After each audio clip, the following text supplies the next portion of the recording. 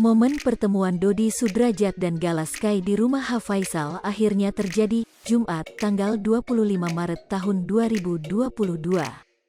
Dalam pertemuan yang menjadi bagian dari persidangan hak asuh anak, turut dihadiri oleh dua belah pihak kuasa hukum, keluarga dan juga majelis hakim dan jajarannya. Sidang setempat yang dilakukan hari ini adalah penilaian pihak majelis hakim soal kelayakan hidup Gala Sky. Mulai dari kondisi kamar tidur, tempat bermain, kamar mandi, buku pembelajaran dan interaksi Gala Sky terhadap orang lain.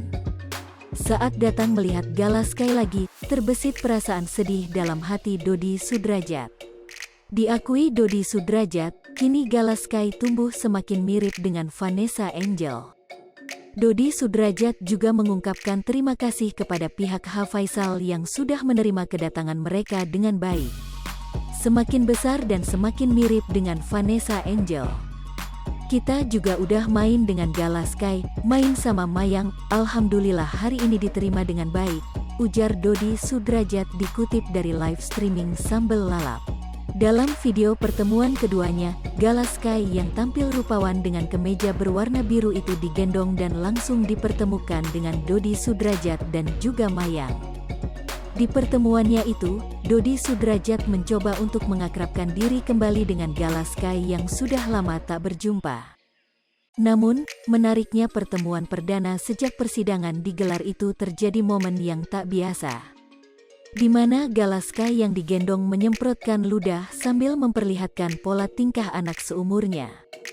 Dodi Sudrajat terus mengelus kepala Gala Sky.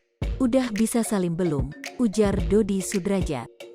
Tak lama kemudian Gala Sky yang digendong oleh Ibu Anggi, mendekatkan Gala Sky dengan Mayang, adik Vanessa Angel dengan panggilan Aunty.